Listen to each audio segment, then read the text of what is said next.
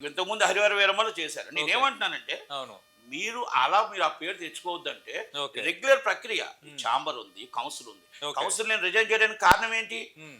మీరు కౌన్సిల్‌లో ఎవరికి ఆఫీస్ బేర్లకు చెప్పరు, హ్మ్. ఎవరికీ చెప్పరు. దీంట్లో ఇంకో స్వార్థం ఉంది. హ్మ్. చిన్న సినిమా నిర్మాతలు ఏమయ్యారండి? ఓకే.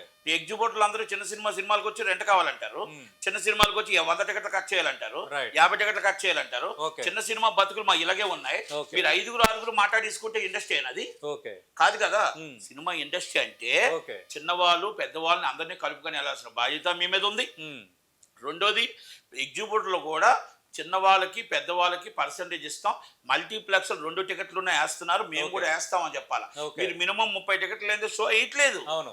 మీరు షో ఆపేస్తున్నారు. అంటే చిన్నవాళ్ళు రోడ్డు మీద పడిపోతున్నారు. టికెట్ల రేట్లు పెంచినా ఏం చేసినా మేము మాత్రం మేము పర్సంటేజ్ ఇస్తేనే వేస్తాము, లేదంటే మేము కలెక్ట్ చేస్తున్న రేట్లకి కలెక్ట్ చేస్తామని నిన్న వాళ్ళు చెప్తున్నారు. ఏమండి, ఏం జరగబోతుంది? నేను ఇంకో మాట అంటానండి. హ్మ్. ఇలాంటివి నేను ఎప్పుడో చూశాను. నేను కలర్ వేసాను తెల్లటికి వస్తే కానీ ఓకే. ఒకటే చెప్తున్నా, రామ్ చరణ్ గారి సినిమా వెయ్యను ఓకే. అన్న వాళ్ళు ఎవరైనా ఉంటే హ్మ్.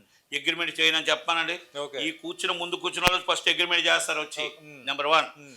వరప్రసాద్కి వచ్చిన ఇష్యూ జరిగింది. ఓకే. ఇది కూడా చెప్తున్నాను, మళ్ళీ మీకు చెప్పక తప్పదు. ఇక రైట్. వరప్రసాద్ సినిమాకి ఎవరో కొన్నారు, డబ్బులు ఏదో కట్టలేదు అని చెప్పేసి తర్వాత నేనే సినిమా చేశా. హ్మ్. చేస్తే అన్నపూర్ణ స్టూడియోకి అగ్రిమెంట్ రాలే. ఓకే. ఇదే దిల్ రాజు గారు, ఇదే సునీల్ గారు, ఇదే సురేష్ బాబు గారు ఎవరు రాలే. హ్మ్. మొత్తం టోటల్ గా మేము ఆపేస్తాం అని టైప్ లో ఇండైరెక్ట్ గా మొత్తం మీటింగ్లు పెట్టారు. హ్మ్.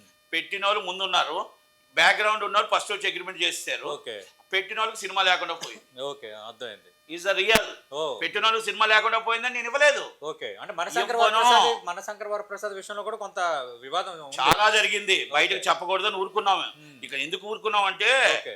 మామూలుగా మేము ఇప్పుడు చెప్పక తప్పలేదు. రైట్. ఇప్పుడు చెప్పక తప్పని పరిస్థితిలో చెప్పాల్సి వచ్చింది. ఓకే. ఆ రోజు ఏమైంది, ఎవరైతే ముందుకు వచ్చారో, హ్మ్. ఎవరైతే పెట్టారు ఎగ్జిబిటర్, ఆ ఎగ్జిబిటర్ సినిమా లేకుండా అయిపోయింది. ఇప్పుడు మెగా ఫ్యామిలీని ఎందుకు టార్గెట్ చేస్తున్నారు నేను అదే అని అంటున్నా. మీరు ఆరోపిస్తున్నారు. ఇప్పుడు చిరంజీవి అందరితోనే సత్సంబంధాలు ఉన్నాయి, అందరినీ కలుపుకొని పోతారు, అన్ని ఫంక్షన్లకి మరి శంకర్ వరప్రసాద్ గారు సినిమా చేసింది దిల్ రాజు గారే. ఇక్కడ ఆయన ఇచ్చారా డిస్ట్రిబ్యూషన్? మరి అన్ని చేశాడా?